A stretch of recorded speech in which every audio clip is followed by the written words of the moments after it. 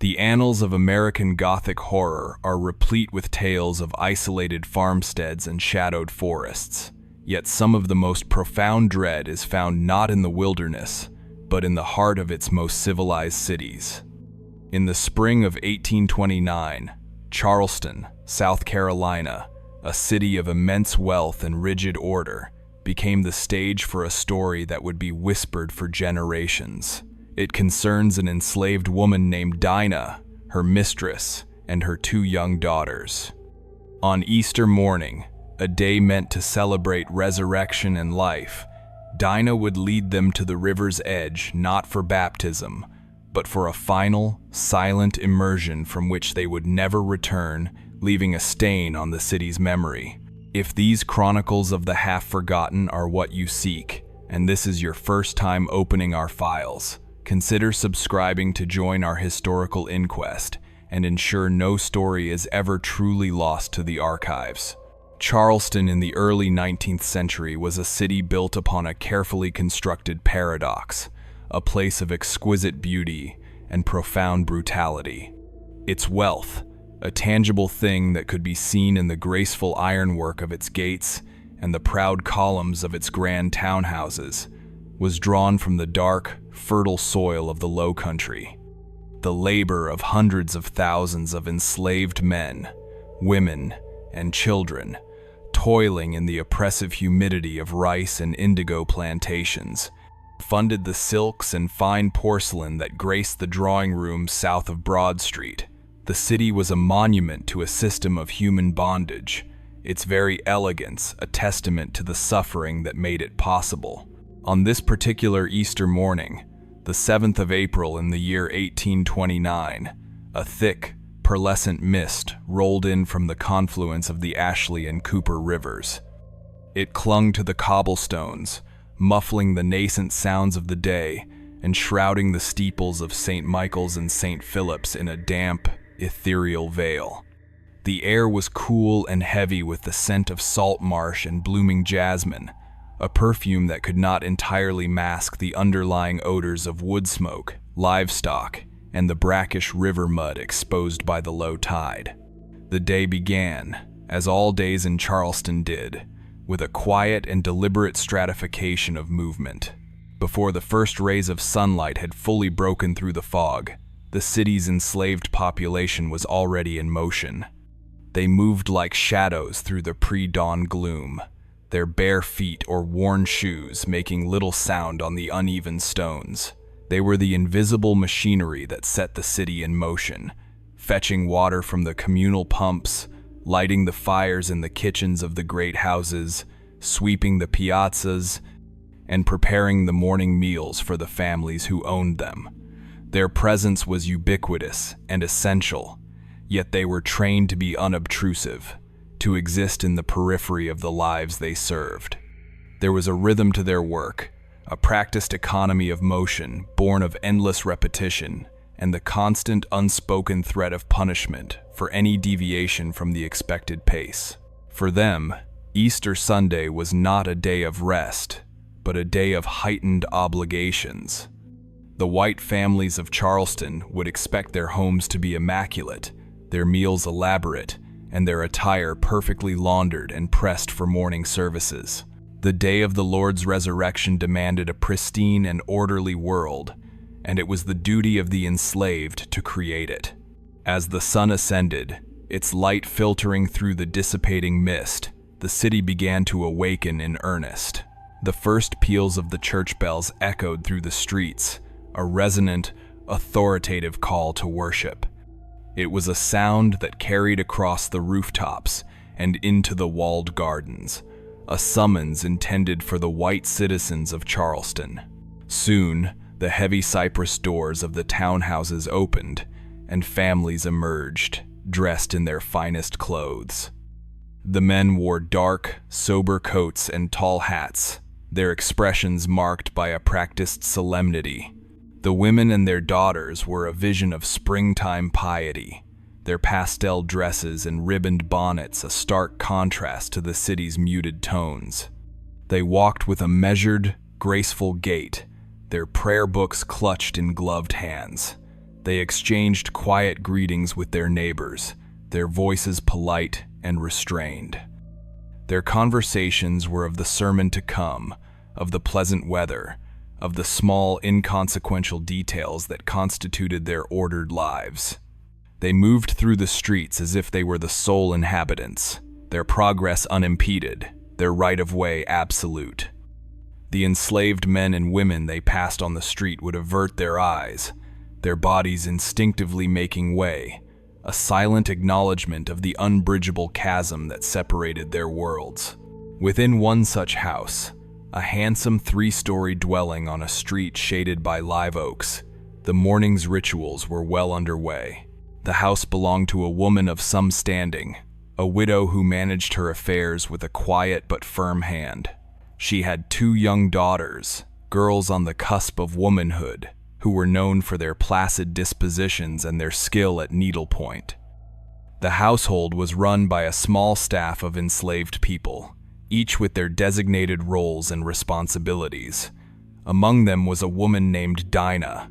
She had been in the service of this family for many years, having come into the mistress's possession as part of a dowry. Her position was one of intimate trust. She was not a field hand, subjected to the brutal, sun-scorched labor of the plantations, but a house servant, privy to the family's most private moments.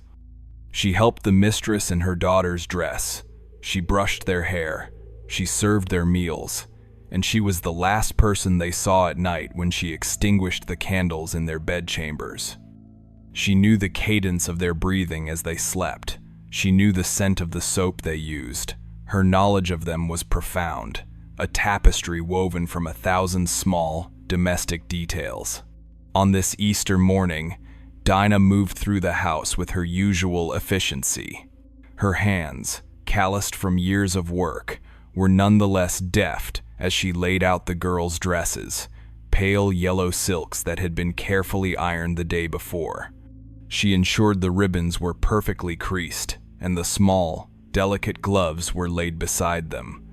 There was a quiet intensity to her movements, a focus that seemed to shut out the world beyond the task at hand.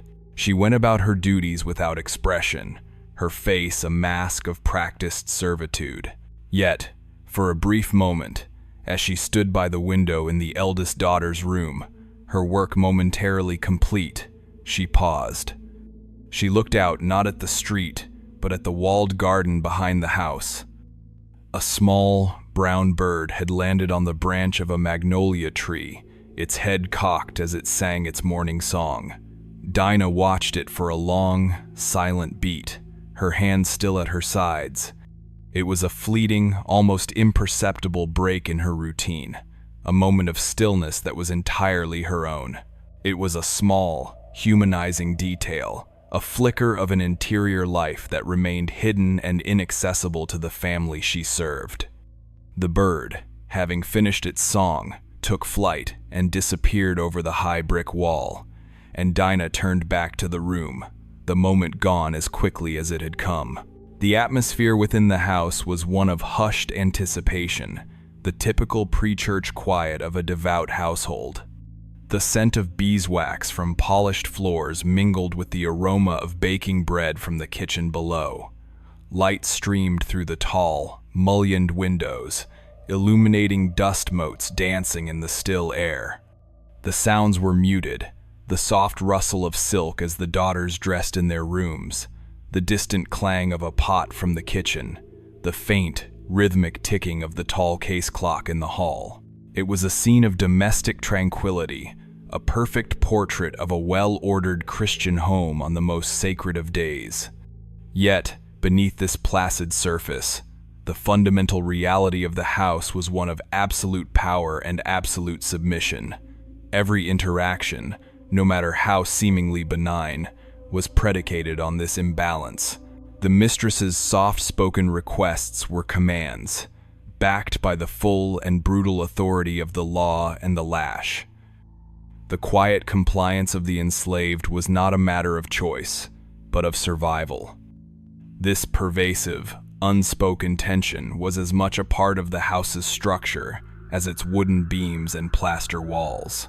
It was in the air they all breathed, a slow, invisible poison that settled in the lungs and seeped into the heart. The bells of St. Michael's began to toll with a greater urgency, signaling that the time for services was drawing near. The sound was a reminder of the community to which the mistress and her daughters belonged, a world of shared faith and social standing from which Dinah was irrevocably excluded. She would not be accompanying them to church. Her duties were here, in the house. She was to ensure the midday meal was prepared, that the house remained in perfect order, ready for their return. As she moved from the upstairs bedrooms down to the main floor, her steps were measured and silent on the polished heart pine floors. She checked the dining room, ensuring the table was set correctly. She adjusted a curtain in the drawing room, allowing the morning light to fall upon a silver bowl of flowers. Her actions were precise, automatic, betraying none of the thoughts that might have been circulating behind her calm facade. The house was a stage, and she was one of its principal, though silent, actors. The performance of a peaceful, well-run household was paramount, especially on a day meant to celebrate peace and salvation. But the tranquility of this Easter morning was a fragile veneer, stretched taut over a foundation of simmering resentments and unspoken grievances, a delicate membrane about to be punctured by an act of shocking and irrevocable violence. The transition from the broad, sunlit streets of Charleston to the shadowed interior of this single home was complete. The stage was now set, not for a day of worship, but for a final, terrible reckoning. The domestic sphere of the Charleston elite was a carefully curated stage, and the household on this particular street was no exception. Its interior was a testament to the family's status, a world of polished mahogany, intricate plasterwork, and heavy damask curtains that muted the intrusions of the outside world. Here, the fragile balance of power was maintained not through overt displays of brutality, but through a suffocating code of etiquette and routine. The mistress of the house, a woman named Althea, presided over this domain with a quiet, unyielding authority. She was not a woman given to fits of temper or loud proclamations. Her power was of a more insidious kind, expressed in the subtle arch of an eyebrow, a prolonged silence after a question, or the almost imperceptible tightening of her lips that signaled her displeasure. Her world was one of rigid order, where every object had its place, and every person their prescribed function. Her days were a metronome of domestic management, reviewing the week's menus with the cook, inspecting the laundry for any imagined imperfections, and updating the household ledger with a spidery, precise script. Her one small, humanizing indulgence was the cultivation of camellias in the walled garden. She would spend a portion of each afternoon there, her hands protected by soft leather gloves, tending to the waxy blossoms with a focus she rarely afforded human beings. It was a private, controlled passion, a world of beauty she could command completely. Her two daughters, Elara and Sophronia, existed as extensions of their mother's will, their lives already circumscribed by the expectations of their class. Elara, the elder at 16, possessed her mother's placid demeanor, her movements always graceful and considered. Sophronia, barely 14, had a restless energy that was a constant source of maternal correction. Their days were a structured sequence of lessons designed to mold them into suitable wives for men of their station. A tutor would arrive in the morning for instruction in French and literature. Afternoons were dedicated to the spinet in the drawing room, their hesitant melodies filling the quiet house, or to the painstaking work of needlepoint, their needles stitching moralistic aphorisms onto stretched linen. They were taught to be decorative and docile, their opinions unformed and their emotions carefully concealed. Their interactions with the enslaved staff, and with Dinah in particular, were filtered through the lens of their mother's example. They did not see a person with a history, with thoughts and feelings of her own. They saw only a function, a pair of hands to button a dress, a presence to fetch a glass of water, an entity whose existence was defined entirely by their own needs. They were not intentionally cruel, for that would require acknowledging Dinah's capacity to feel pain. Instead, they treated her with the detached, unthinking indifference one might afford a familiar piece of furniture. Dinah's role within this ecosystem was one of unparalleled intimacy and profound distance. Her life was tethered to the rhythms of Althea and her daughters. She was the first to rise, long before the sun, to ensure the fires in their bedrooms were lit, so the chill was off the air when they awoke. Her days were a tapestry of small, repetitive tasks that brought her into constant physical proximity with the women she served. She would assist them with their complex ablutions, pouring pitchers of heated water into porcelain basins. She knelt to button their high-laced shoes. Her most intricate task was the dressing of their hair. For nearly an hour each morning, she would stand behind Althea, brush in hand, drawing it through the long, dark tresses 100 times, the number absolute and unvarying. She would then coil and pin the hair into the elaborate styles dictated by fashion, her fingers working deftly, her eyes focused on her reflection in the vanity mirror, a dark, silent figure behind the pale, composed face of her mistress. She performed the same service for Alara and Sophronia, her touch gentle, her movements practiced and sure. In these moments, the physical closeness was undeniable. She could feel the warmth of their bodies, smell the faint floral scent of their soap, see the fine texture of their skin. Yet, she remained invisible, her presence acknowledged only when a pin was pulled too tight or a strand of hair fell out of place. The tensions within the house were not found in raised voices or angry confrontations. They existed in the spaces between words, in the silent, suffocating atmosphere of constant scrutiny. Althea's method of control was one of psychological erosion. A task performed to her satisfaction one day would be deemed inadequate the next, with no explanation for the change in standards. She might instruct Dinah to air out the linens in the garden, only to later remark that the sun had faded them, her tone conveying a deep sense of disappointment in Dinah's supposed lack of foresight. She would speak of Dinah to visitors, as if she were not standing in the same room, discussing her strengths and weaknesses with the same dispassionate air one might use to describe a horse. She would say that Dinah was reliable, but lacked initiative, her voice carrying just enough to ensure the words were heard.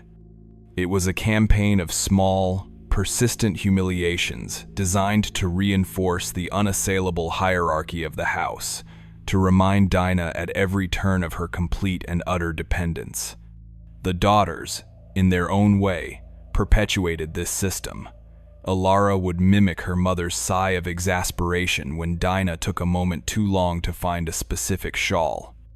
Sophronia, in a fit of childish pique, might drop her needlework on the floor and simply stare at it, waiting for Dinah to stoop and retrieve it. These were not commands, but assumptions of service, small acts that solidified the vast, uncrossable gulf between them. The house itself seemed to absorb and reflect this tension. The wooden floors of the hallways and stairs were polished to a mirror shine, but they were old, and they groaned under the slightest weight. Every footstep, every movement, was announced by a chorus of creaks and groans, making true silence an impossibility.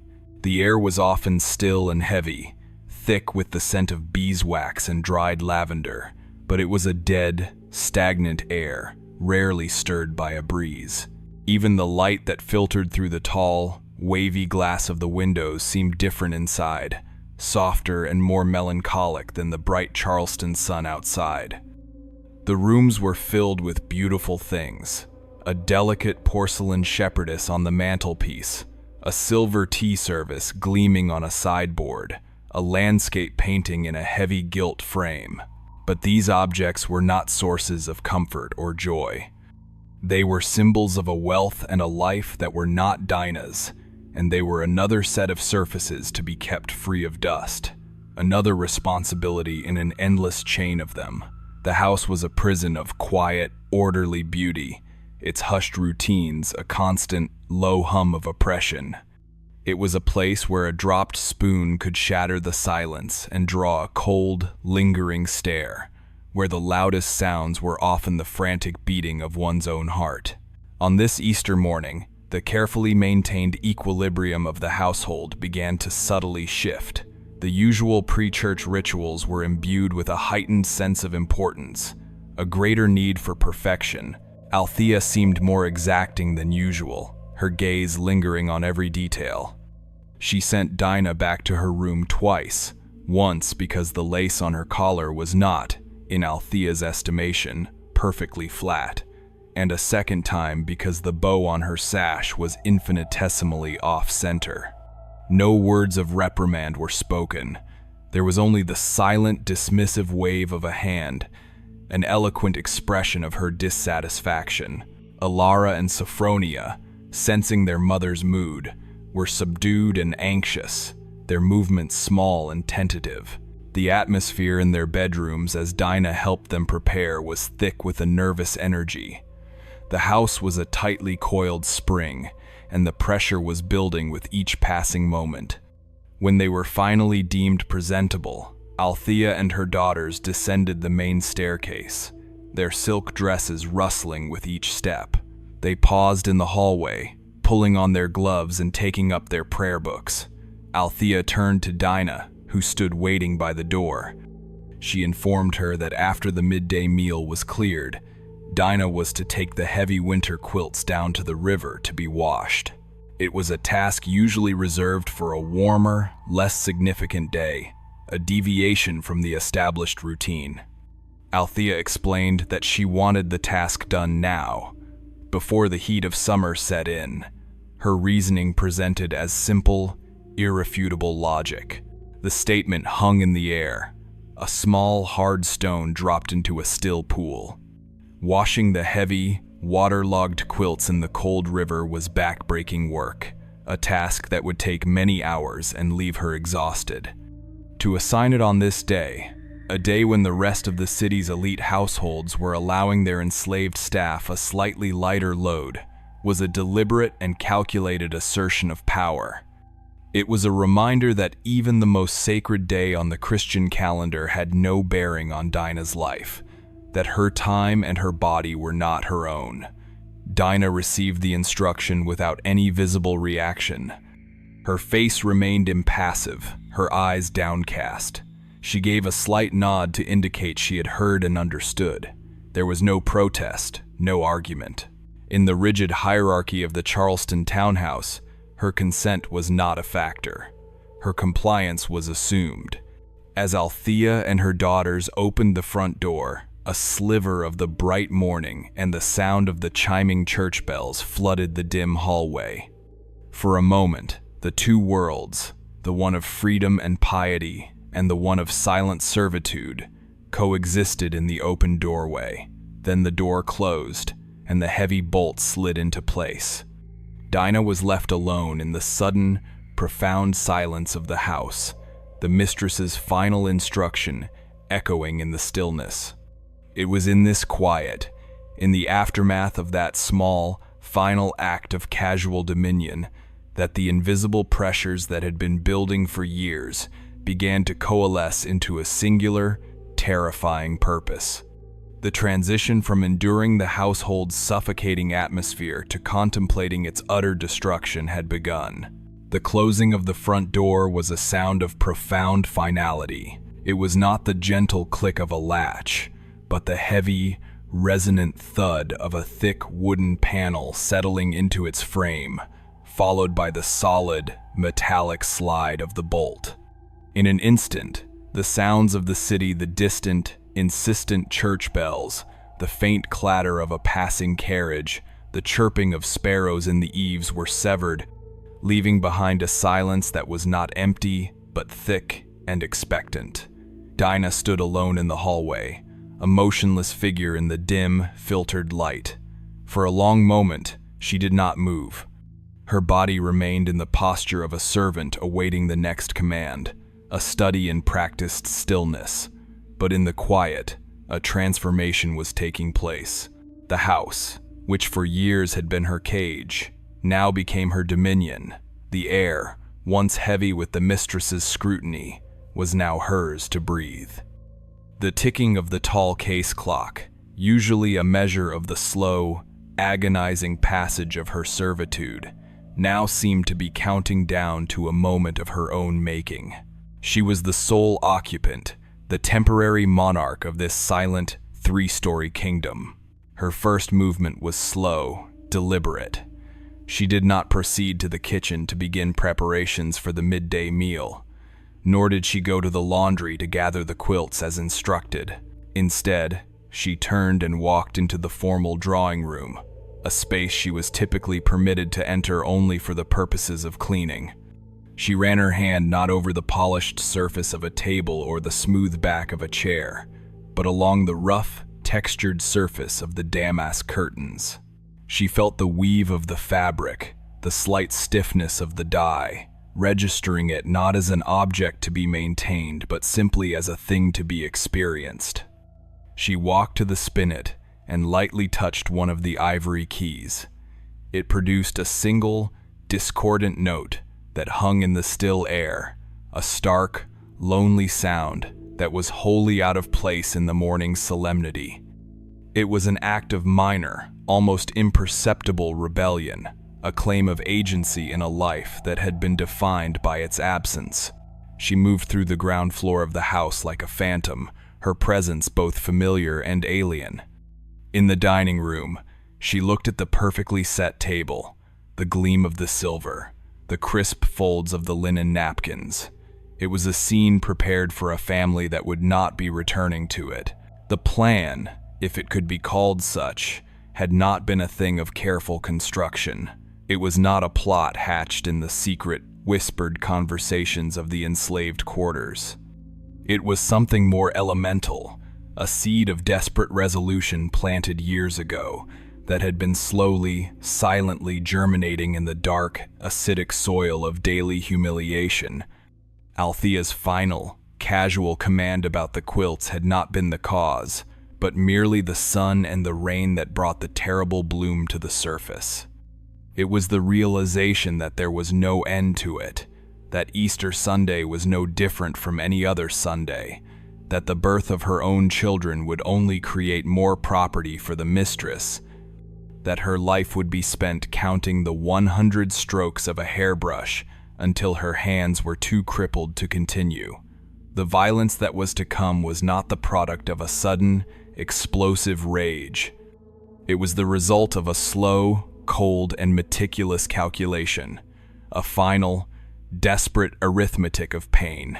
In the profound silence of the house, Dinah came to understand that the only power available to her was the power to destroy the world that was destroying her. After some time had passed, perhaps an hour, perhaps more, the church bells began to peal once more, this time with a more joyous, celebratory cadence. The morning services were concluding. Dinah heard the sound and knew her time of solitude was over.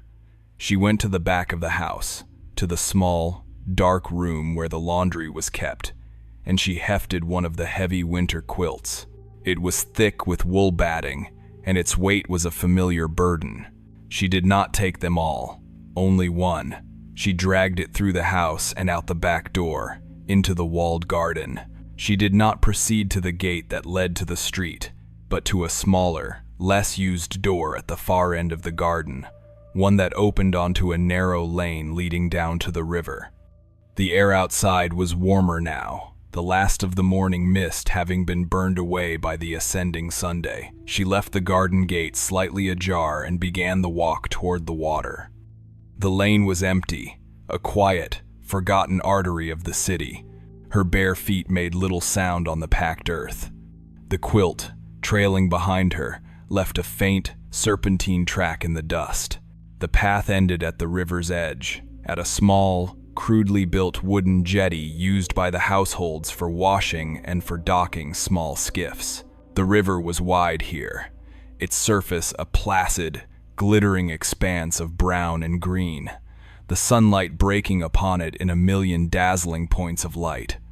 The tide was going out, and the exposed banks of pluff mud gave off a sharp, sulphurous smell, the primal scent of decay and life. A great white egret stood motionless in the shallows, its neck a perfect, sinuous curve. The world was serene, deceptively peaceful. The still surface of the water belied the powerful, relentless current that flowed beneath, a hidden strength moving inexorably toward the vast, indifferent sea.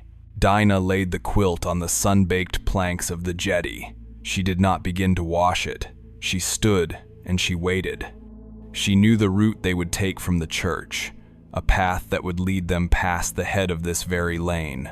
Her presence here, by the water, would be visible to them. Soon, she heard the faint sound of their voices, the light, musical tones of Alara and Sophronia, and the lower, more measured timbre of their mother. They appeared at the end of the lane, their pastel dresses a splash of vibrant color against the muted earth tones. Althea saw Dinah standing by the jetty, and her steps faltered. Her expression was one of mild annoyance. She called out, her voice sharp, and asked what Dinah was doing. She demanded to know why she had brought only one quilt, and why she was standing idle. Dinah did not answer immediately. She waited until they had drawn closer, their curiosity and their irritation pulling them forward. When they were just a few feet away, standing at the edge of the jetty, Dinah spoke. She said that she had been trying to soak the heavy quilt and that it had slipped from her grasp. She told them it was caught on something just below the surface and that she could not retrieve it on her own. Her voice was calm, even, the familiar voice of the obedient servant reporting a problem. Althea approached the edge of the jetty, her daughters following closely behind her. She peered down into the murky water, her face a mask of exasperation at this new complication in her perfectly ordered day. She saw nothing but the dark, swirling eddies of the river. She turned to reprimand Dinah for her carelessness, her mouth already forming the first sharp, cutting word. In that precise moment, as Althea's focus was entirely on her, Dinah moved. It was not a wild, clumsy shove, but a swift, powerful, and brutally efficient motion. She drove her shoulder into Althea's side, a transfer of kinetic energy that lifted the woman from her feet. There was a single, startled cry, a flash of pale silk against the brown water, and then a heavy, percussive splash that shattered the morning's peace. The daughters, Alara and Sophronia, froze, their minds, conditioned by a lifetime of order and predictability, could not process the scene before them. They stared at the spot where their mother had been, at the concentric ripples spreading outward, their faces blank with a disbelief so profound it bordered on paralysis. They did not scream, they did not run, they simply stood, their prayer books falling from their nerveless fingers onto the wooden planks.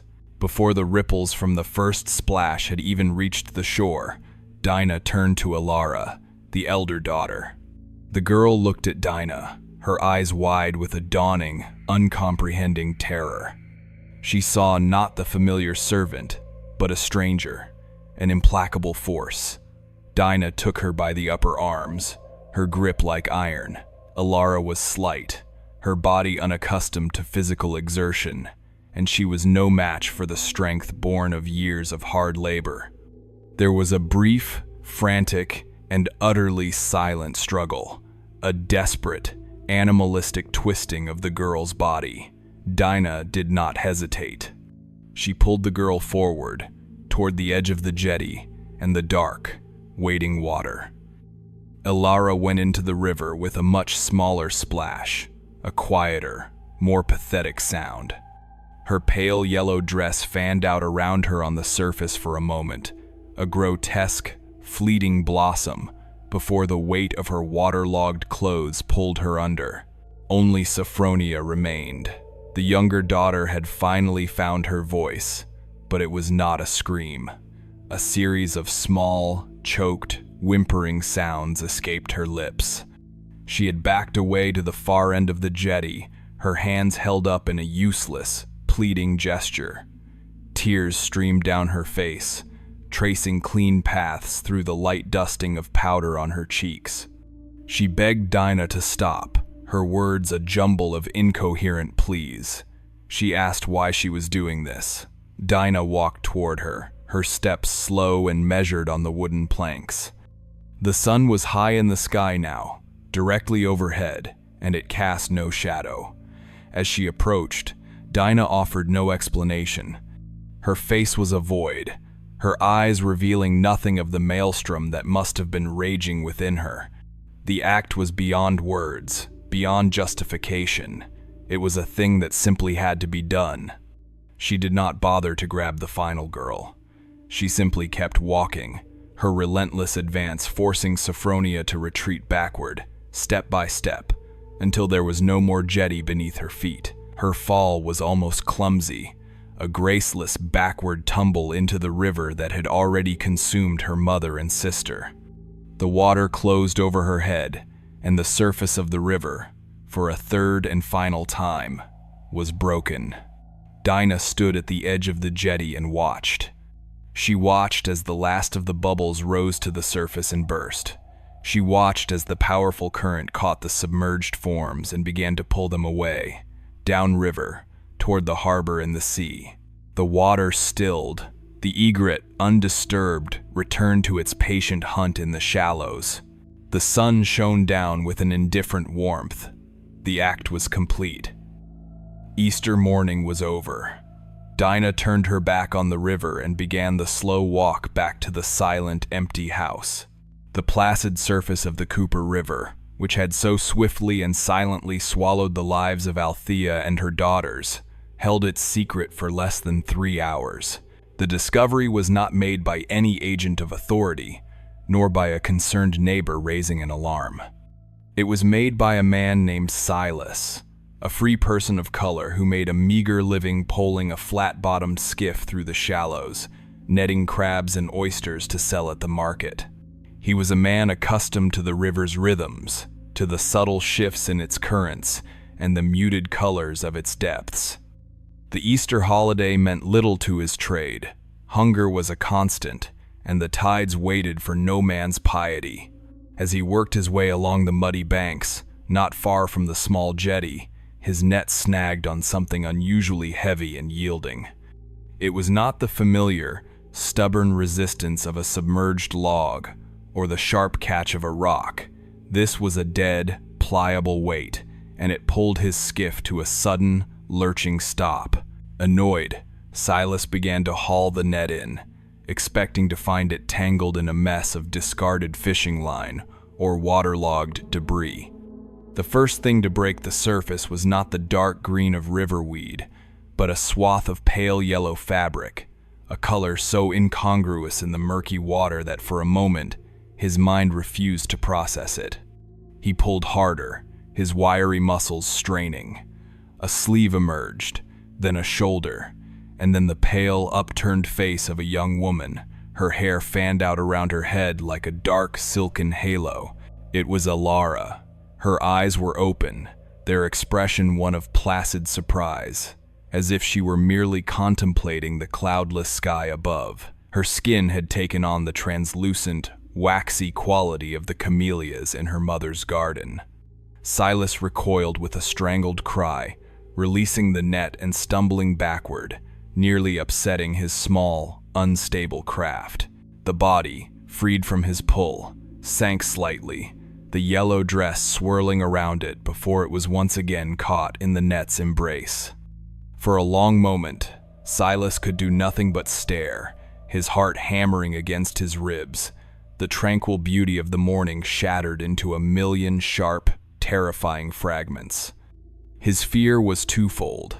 There was the primal horror of his discovery, and the more calculated, racial terror of being a man of color found with the body of a young white woman. His training, his instinct for survival in the rigidly ordered society of Charleston, screamed at him to push the body away, to cut his net and flee, to pretend he had seen nothing. But some deeper human impulse took hold. He knew he could not simply leave her there. With trembling hands, he began to work the net again, his movements clumsy and frantic. As he struggled with the first body, he saw another shape just below the surface, a slightly darker form tangled with the first. It was Sophronia, her smaller body wrapped in the same ghastly embrace of the river. And then, a third, the dark silk of Althea's dress barely distinguishable from the shadows of the deep water, her form connected to her daughters by the terrible, invisible tether of their shared fate. They were all there, a grotesque tableau of drowned piety. The full, staggering weight of the morning's events settled upon Silas, a burden far heavier than the one in his net. He knew, with a certainty that chilled him to the bone, that this was no accident. The river did not take 3 people on a calm, sunny day without assistance. He abandoned his net and its horrific catch, leaving it snagged on the roots of a cypress near the bank. He grabbed his pole and began to push his skiff away, his strokes desperate and powerful, his single-minded goal now to put as much distance as possible between himself and the dead, and to find someone, anyone, in authority to whom he could pass this terrible knowledge. The news arrived in the city not as a wave, but as a series of frantic, disjointed whispers. Silas, his skiff abandoned at the city docks, ran through the streets, his face ashen, his words a torrent of panicked, barely coherent phrases about bodies in the river. He found a member of the city guard on patrol near the exchange building and stammered out his story. The guard, initially dismissive of what he took to be a drunkard's ravings, saw the genuine terror in the man's eyes and finally grasped the severity of the claim. The name of the family, once spoken, galvanized the authorities into action.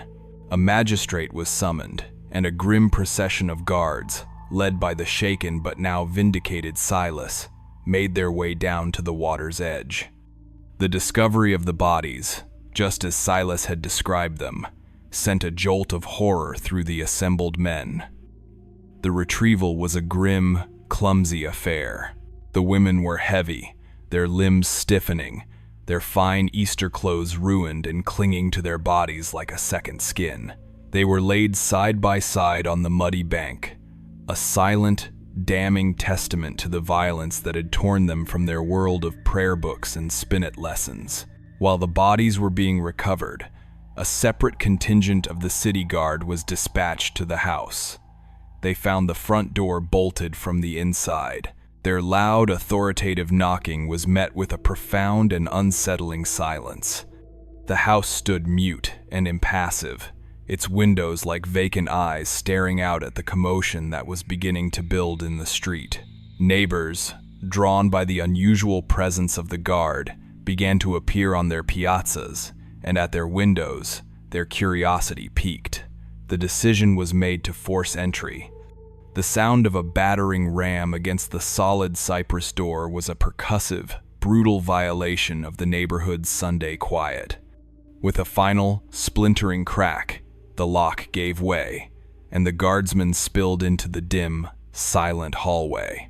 What they found inside was a scene of chilling, inexplicable normalcy. The house was immaculate. In the dining room, the table was set for the midday meal, silver polished and napkins folded. In the drawing room, a sheet of music was still open on the spinet, as if a player had just stepped away for a moment. There was no sign of a struggle, no overturned furniture, no blood. It was as if the house itself was unaware of the tragedy that had befallen its occupants. They found Dinah in the kitchen. She was sitting on a simple wooden stool near the cold hearth, her hands resting in her lap. Her clothes were dry, save for the dark, damp hem of her dress and the mud caked on her bare feet. She was not crying, nor did she appear agitated. She was perfectly, preternaturally calm. She looked up as the guardsman entered, her expression unreadable, her gaze steady. Her silence was more unnerving than any confession or denial. It was the silence of a person who had traveled to a place beyond fear, beyond hope, beyond remorse. The captain of the guard, a man named Sterling, began to question her. He asked where the mistress and her daughters were. He asked what had happened that morning. His voice was loud in the small, stone-floored room, but his words seemed to be absorbed by the stillness that surrounded her. Dinah did not answer. She simply continued to look at him, her silence a wall against which his authority shattered. It was this unnatural calm, this absolute refusal to participate in the expected drama of the moment, that condemned her in their eyes more surely than any evidence. They took her into custody, binding her hands in front of her, and led her from the house. As Dinah was brought out into the sunlight, a collective gasp went through the crowd of onlookers that had gathered on the street. The sight of her, the family's trusted servant, being led away in chains, provided a focal point for their burgeoning horror and confusion. The whispers, which had been confined to the edges of the scene, now erupted into a torrent of speculation and accusation. The news spread through Charleston like a fever. It leaped from street to street, carried by servants returning from the market, by merchants standing on their doorsteps, by children who had been playing in the lanes. By late afternoon, it seemed the entire city was consumed by the story. In the grand houses south of Broad, the tale was recounted in hushed, horrified tones over glasses of sherry. It was an attack on the very foundations of their world. The home, the sanctuary of the family, had been violated. The bond of servitude, which they imagined to be one of paternalistic care and grateful submission, had been revealed as a fragile, treacherous lie. The crime tapped into their deepest, most unspoken fears, that the people who served them their meals, dressed their children, and stood silently in the corners of their rooms, harbored a secret and murderous hatred for them. That evening, in households across the city, masters looked at their enslaved servants with a new and terrifying suspicion. Every glance was scrutinized, every word weighed. The familiar, intimate spaces of their homes suddenly felt unsafe, charged with a new and dangerous potential.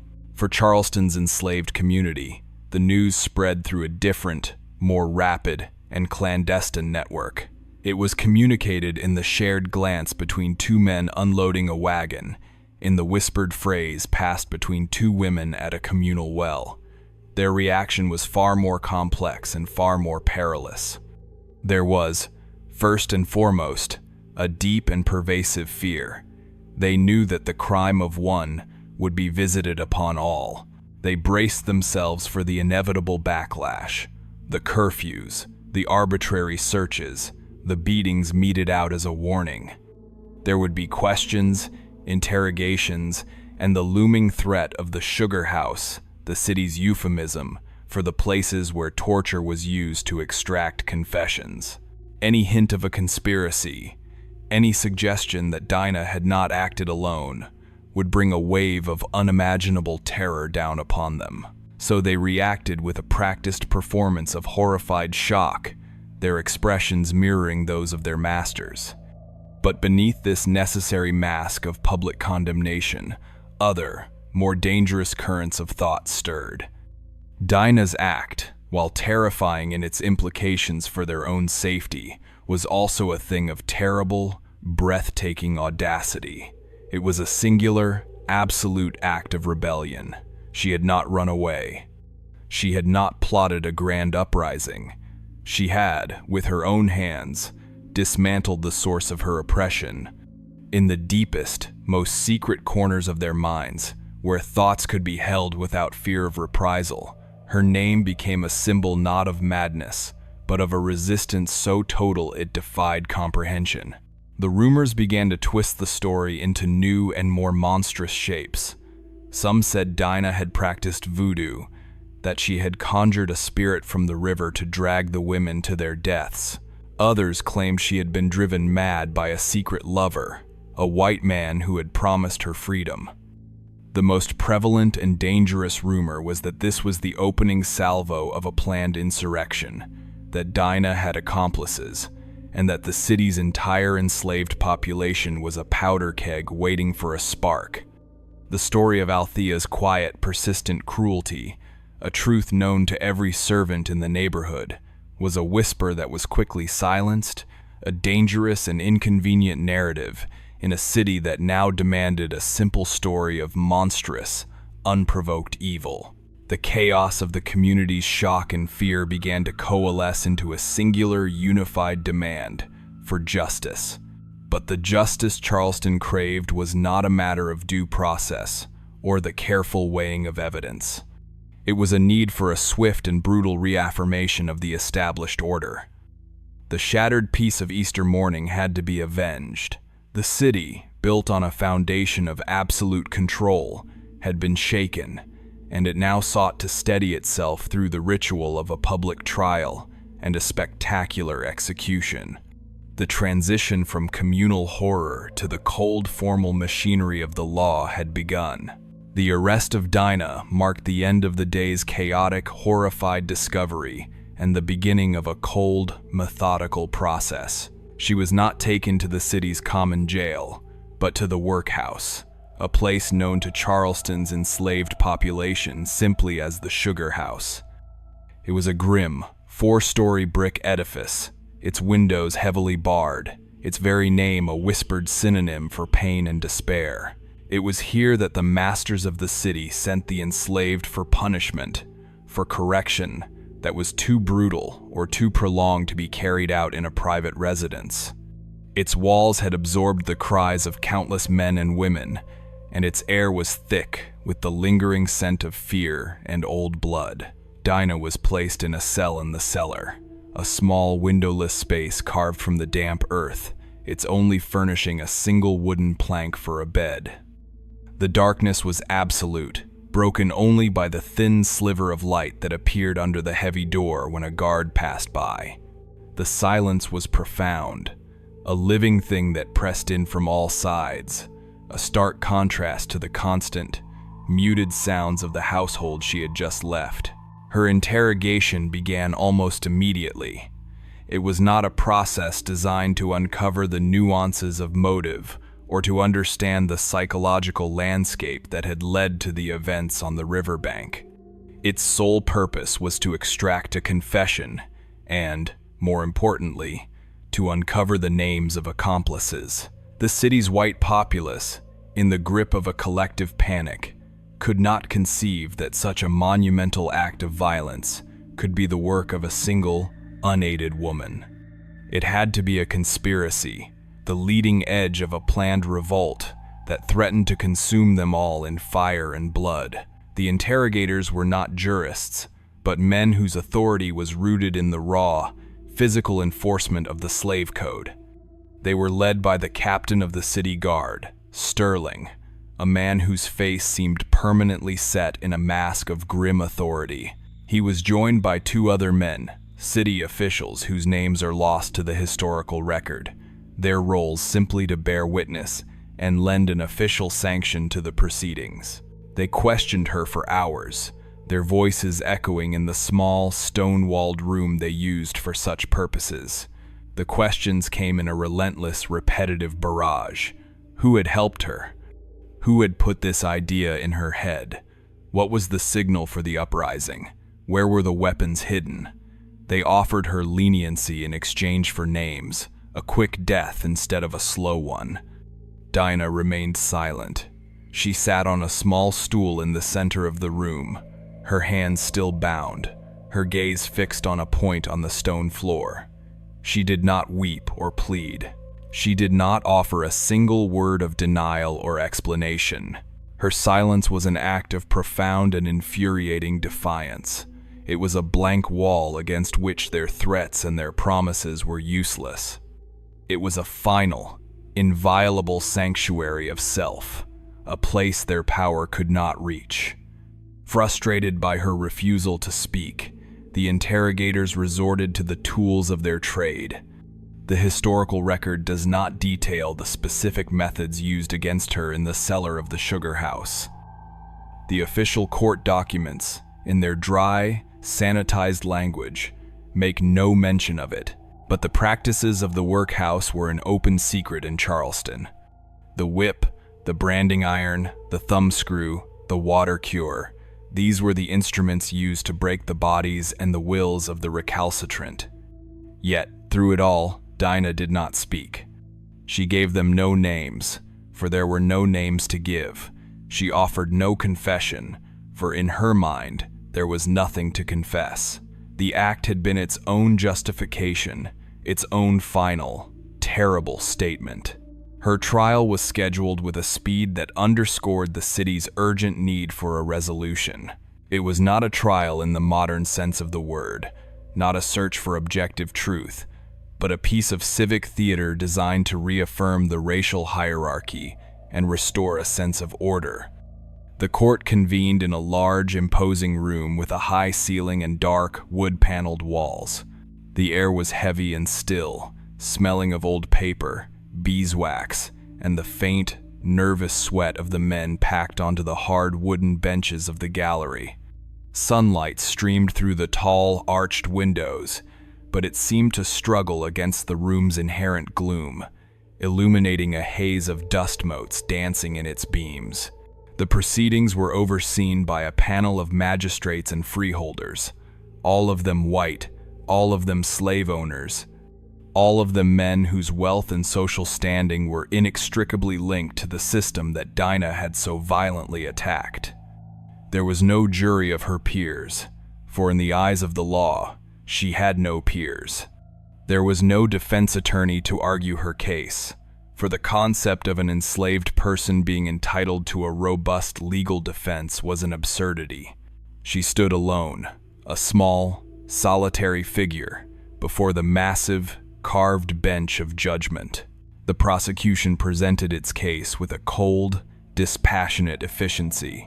The crab fisherman, Silas, was called to testify. He recounted his grim discovery in the river, his voice low and halting, his eyes constantly darting toward the floor, terrified of being the center of attention in this room full of powerful white men. The guardsmen testified to finding the house bolted from within, and to Dinah's unnatural, silent calm. A physician took the stand and described the state of the bodies, declaring with medical certainty that the cause of death for all three women was drowning. There was a parade of neighbors and acquaintances of the family, all of them eager to attest to Althea's Christian piety and her reputation as a fair and just mistress. The narrative they collectively wove was a simple and powerful one. A good, God-fearing family had been brutally murdered by a monstrous and ungrateful servant. The question of motive was never seriously explored. It was simply assumed to be a manifestation of some inherent, savage evil, a sudden, inexplicable eruption of a primitive nature that the civilizing influence of slavery had failed to contain. The court did permit the testimony of other enslaved individuals from the household and the immediate neighborhood. This was not done out of a commitment to fairness, but out of a desperate, continuing search for a wider conspiracy. One by one, they were brought forward, their eyes wide with fear. They were questioned about Dinah's behavior in the weeks leading up to the drownings. Had she spoken of freedom? Had she met with strangers? Had she seemed angry or resentful? Under the intense, unblinking gaze of the magistrates, they gave the only answers that could ensure their own survival. They said they had noticed nothing unusual. They swore she was a quiet woman who kept to herself. They painted a picture of a servant who was, if anything, unremarkable. Their testimony was a masterclass in self-preservation, their words carefully chosen to reveal nothing, to implicate no one. They were caught in an impossible position, their loyalty to their own community at war with their instinct to survive the white man's inquisition. Their fear was a palpable thing in the courtroom, a heavy, suffocating blanket that smothered any possibility of the truth emerging. Throughout the proceedings, which lasted less than a single day, Dinah stood as she had during her interrogation, silent and still. She did not look at the magistrates or the witnesses. She did not seem to hear the words that were sealing her fate. She seemed to exist in a space apart from the drama unfolding around her. Her silence dominated the courtroom. It was an absence, a void, that was more powerful than any testimony. It unnerved the spectators and frustrated the magistrates. They wanted a performance of guilt. They wanted tears, pleas for mercy, a confession that would validate their worldview and make sense of the senseless. She gave them nothing. Her refusal to speak was her final act of resistance. By denying them access to her thoughts, her motives, her pain, she denied them the satisfaction of understanding her. She remained an enigma, a terrifying symbol of a world they owned but could never truly control. The verdict was a foregone conclusion. The lead magistrate, a man with a stern, patriarchal face, read it from a prepared statement, his voice devoid of emotion. Dinah was found guilty of 3 counts of murder. The sentence was also preordained, dictated by the unwritten laws of racial terror as much as by the formal legal code. She was to be hanged by the neck until dead. The execution was to be carried out in a public place, as a spectacle, a warning to every enslaved man and woman in Charleston of the swift and terrible consequences of rebellion. A date was set for 2 weeks hence, enough time for the news to spread and for the city to prepare for the grim pageantry of state-sanctioned death. The sentence was received by the packed gallery with a low murmur of satisfaction. The order had been shattered, and now it would be restored through this ritual of blood and retribution. Dinah was led from the courtroom, her expression unchanged. She had walked in a slave and a murderer. She would walk out a condemned woman, her life now measured in days. The transition from the hushed, tense atmosphere of the courtroom to the historical legacy of her act was about to be completed, not by the words of the court, but by the silence she would take with her to the gallows. The 2 weeks between the trial and the execution were a period of tense, suspended animation in Charleston. For the city's white population, the impending spectacle of Dinah's death was a source of grim satisfaction, a necessary and restorative act of communal purgation. For the enslaved, it was a time of quiet, watchful terror. The air was thick with a new kind of silence, a strained and fearful quiet that had replaced the city's usual hum. The newspapers of the day, such as the Charleston Courier, reported on the case, but their accounts were carefully curated to serve a specific narrative. They were not interested in the complexities of Dinah's life, nor in the suffocating reality of her bondage. Instead, they framed her as a figure of almost supernatural malevolence, a fiend in human form, as one article described her. They painted a picture of Althea as a benevolent mistress, a paragon of Christian charity, whose kindness had been repaid with monstrous ingratitude. Dinah's silence was interpreted not as a sign of trauma or defiance, but as proof of a hardened, unrepentant heart. These articles were not journalism.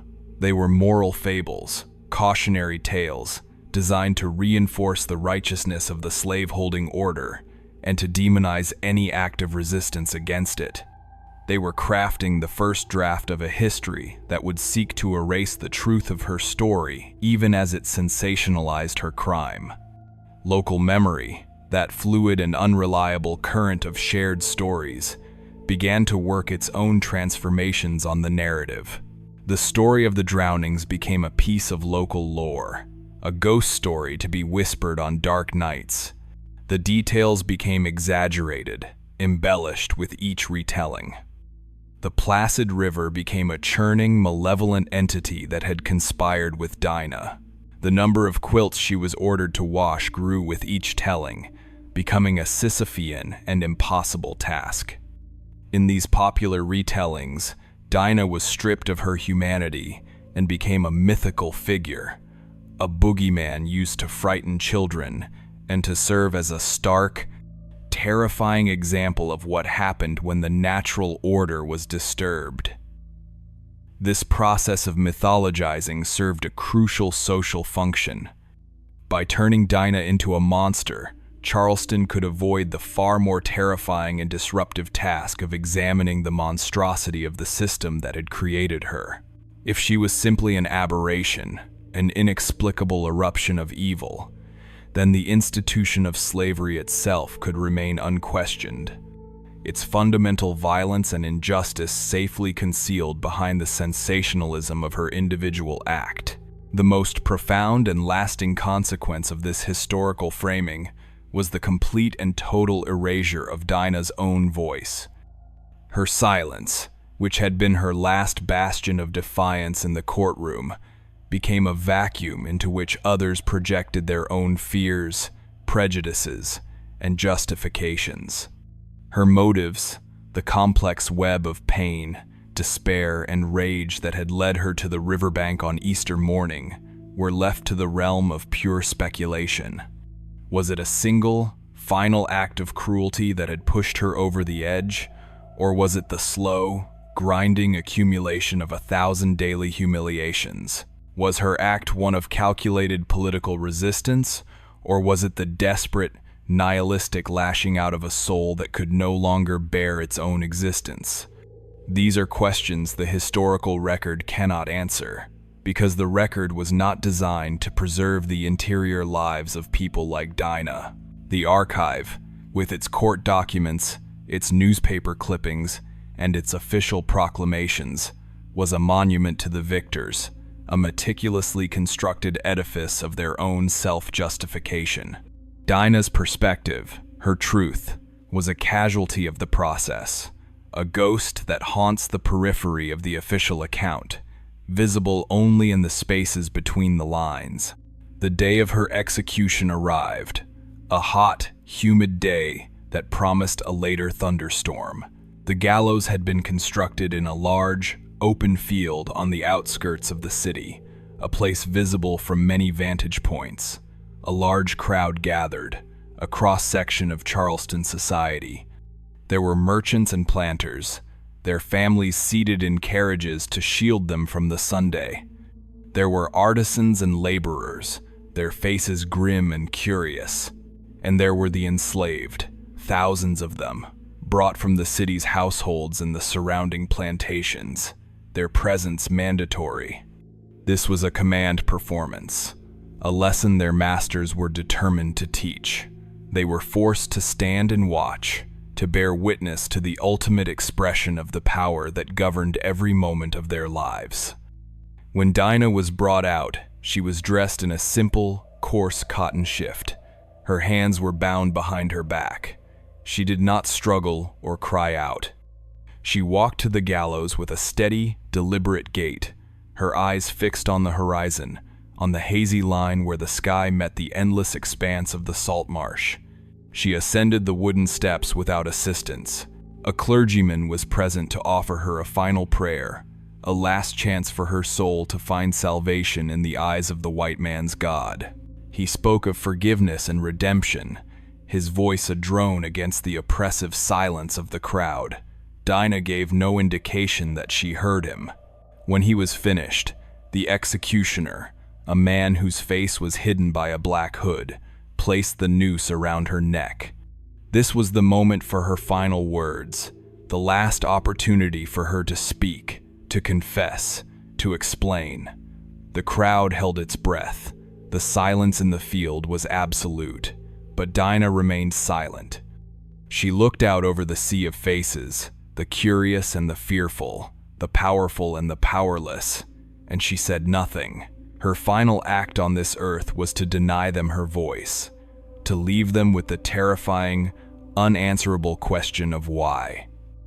The executioner pulled the lever. The trapdoor sprung open with a loud, wooden crack that made the crowd flinch.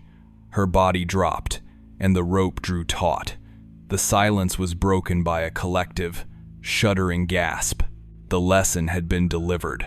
In the years and decades that followed, Charleston continued to grow and prosper, its grand houses and manicured gardens concealing the brutal foundations upon which they were built.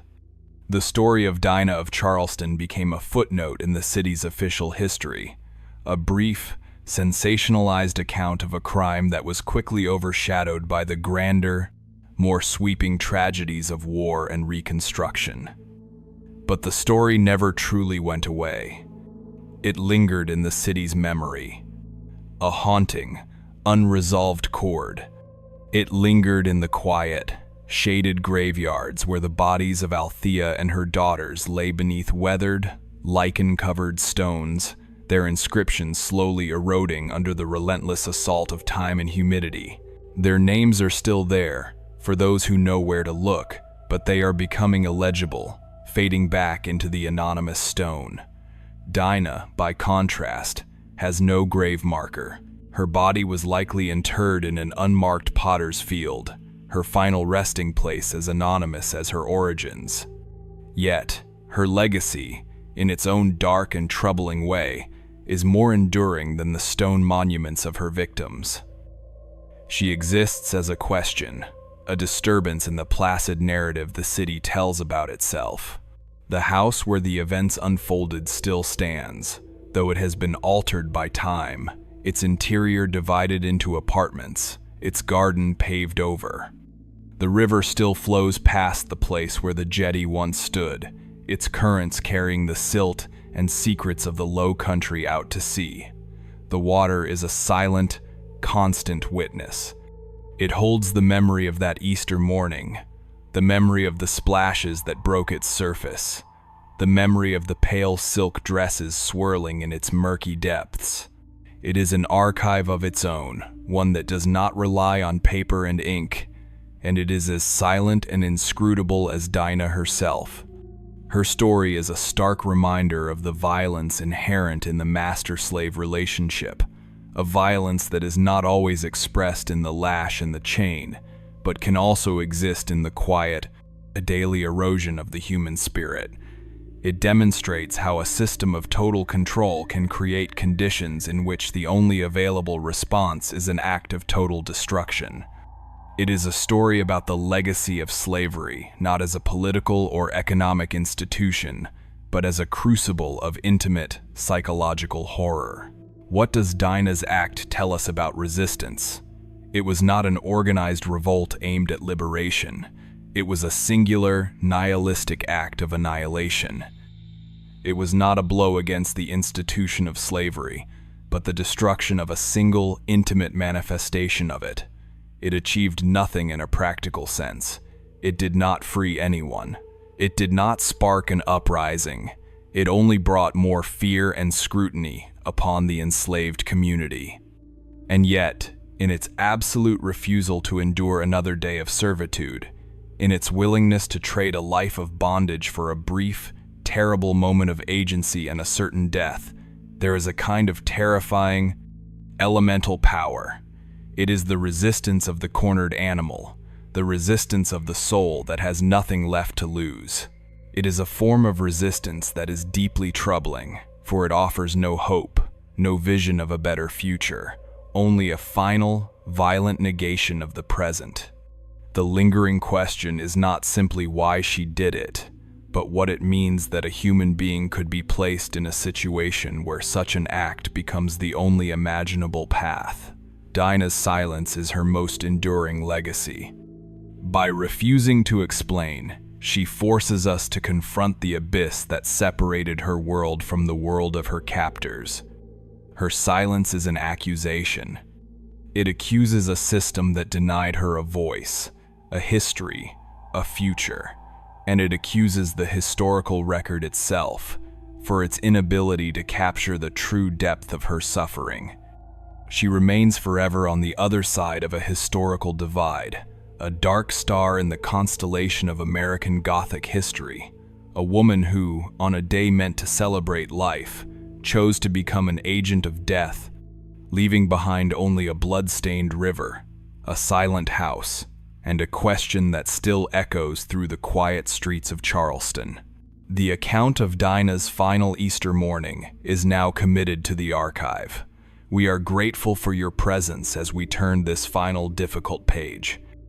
If you have only just found this repository, subscribe to the Blaspheme Archive to be among those who bear witness when the next file is opened, and share your reflections on this case in the comments below.